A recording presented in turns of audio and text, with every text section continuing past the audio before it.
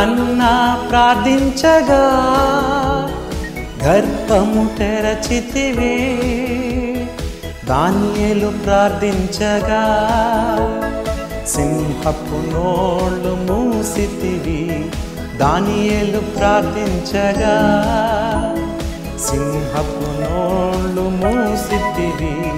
ప్రార్థన ఆలకించువాడా, మా ప్రార్థన ఆలకించుమా, నీ సన్నిధిలో ప్రార్థింతుము, నా ప్రార్థన ఆలకించుమా. ప్రార్థన ఆలకించువాడా, నా ప్రార్థన ఆలకించుమా, నీ సన్నిధిలో ప్రార్థింతుము, నా ప్రార్థన ఆలకించుమా, నా ప్రార్థన ఆలకించుమా.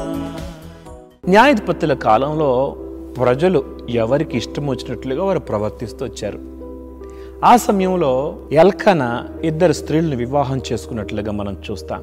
అయితే పెనీనాకి పిల్లలు ఉన్నారు, హన్నాకి పిల్లలు లేరు. పిల్లలు లేని హన్నా చాలా బాధపడింది.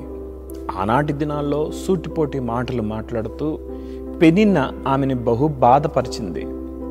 సమాజం కూడా ఆమెను చాలా తక్కువగా చూసింది. హన్నా తన ఇబ్బందిని ప్రభువుకి చెప్పుకున్నట్లుగా మనం చూస్తాం.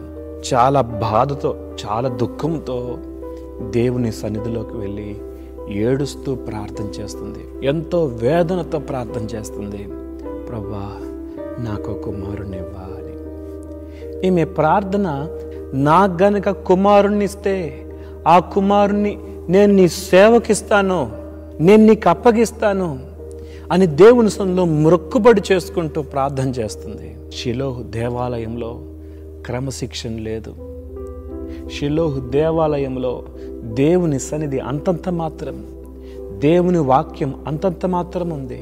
కారణం, ప్రజలు ఎవరికి ఇష్టం వచ్చినట్లుగా వారు ప్రవర్తిస్తూ వస్తున్నారు. హొప్ని, ఫినెహాసు చాలా దుర్మార్గపు కార్యాలు చేస్తున్నారు. ఏలి మందదృష్టి గలవాడిగా ఉన్నాడు, వినలేని చెవులు కలిగి ఉన్నాడు. ప్రభువా, నాకు కుమారుణ్ణివ్వు ప్రభువా. ఈ షిలోహు దేవాలయంలో మరలా నీ స్వరం వినిపింప చేయటానికి, నీ చిత్తము జరగటానికి, నీ ప్రభావము ఈ స్థలములో కలిగి ఉండటానికి నాకు కుమారుణ్ణివ్వయ్యా అని ప్రభు సన్నిధిలో ప్రార్థన చేసింది. తన వ్యక్తిగత అవసరత కొరకు ప్రార్థన చేయట్లేదు, దేవుని పని కొరకు ప్రార్థన చేస్తుంది, దేవుని చిత్తము కొరకు ప్రార్థన చేస్తుంది. ఆత్మ సంబంధి ప్రార్థన దేవుని చిత్తము చుట్టూ తిరుగుతుంది. శరీర సంబంధి ప్రార్థన తమ సొంత ఇష్టము చుట్టూ తిరుగుతుంది. అందుకనే దేవుడు ప్రార్థన నేర్పించేటప్పుడు, పరలోకముందున మా తండ్రి, నీ నామము పరిశుద్ధపరచబడునుగాక, నీ రాజ్యం వచ్చునుగాక, నీ చిత్తము పరలోకముందు నెరవేర్చబడుచున్నట్లు భూమి యందు నెరవేర్చబడునుగాక అని అలాంటి ప్రార్థన ప్రభు నేర్పించాడు.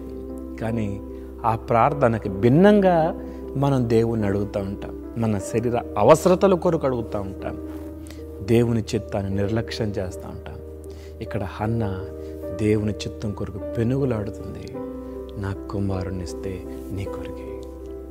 ఈరోజు మన ప్రార్థనలు ఎలాగున్నాయా? దేవుని సన్నిధిలో మొక్కుకున్నట్లుగా దేవుడు ఆమె కుమారుణ్ణి ఇస్తే, పాలు మాన్పించిన తర్వాత దేవుని సన్నిధిలోకి తీసుకొచ్చింది. ఆ కుమారునికి దేవుని సన్నిధికి రాకముందే నేర్పించింది. బాబు, దేవుని మందిరంలో పరిచర్య చేయాలి, దేవుని మందిరంలో కిటికీలు తెరవాలి, దేవుని మందిరంలో దీపాలు వెలిగించాలి, దేవుని మందిరంలో దేవుని సేవకునికి సహాయకుడిగా ఉండాలి అని ఎన్ని మాటలు చెప్పి పంపించిందో. ఆ చిన్న బాబు దేవుని మందిరకు రాగానే వాడు యెహోవాకు అక్కడనే మ్రొక్కెను అనే మాట చూస్తున్నా. ఒక ప్రార్థనా పరురాలి కుమారుడు దేవుని సన్నిధిలో ఆరాధిస్తున్నాడు. మీకు మాట చెప్పనా? ఏలి కుమారుల ద్వారా దేవుని ప్రభావం వెళ్ళిపోతే, సమూయేలు ద్వారా దేవుని సన్నిధి మరలా షిలోహు దేవాలయానికి వచ్చింది. దేవుని ప్రత్యక్షత కలగటానికి, దేవుని మహిమ మరలా రావటానికి కారణం ఎవరంటే హన్నా. ప్రార్థన పర్రాలు ప్రార్థనతో కుమారుని పొందుకుని దేవునికి ఇచ్చింది. ఈరోజు మనం ఏ విధంగా ప్రార్థన చేస్తున్నాం? ప్రార్థన, మహోన్నతుడా, మా ప్రార్థనలు మా స్వార్థం కొరకు కాకుండా, మా ప్రార్థనలు నీ చిత్తము కొరకై ఉంటకు సహాయపడండి. మమ్మల్ని మేము మీకు అప్పగించుకుంటున్నాము. మా ప్రార్థన జీవితాన్ని లోతున అనుభవంలోకి నడిపించండి. మా ధోరణిని లోతుకు నడిపించండి. ప్రార్థనలో ఎదుగుటకు ఫలించుటకు సహాయపడమని యేసు నామములో అడుగుతున్నాం తండ్రి. ఆమేన్.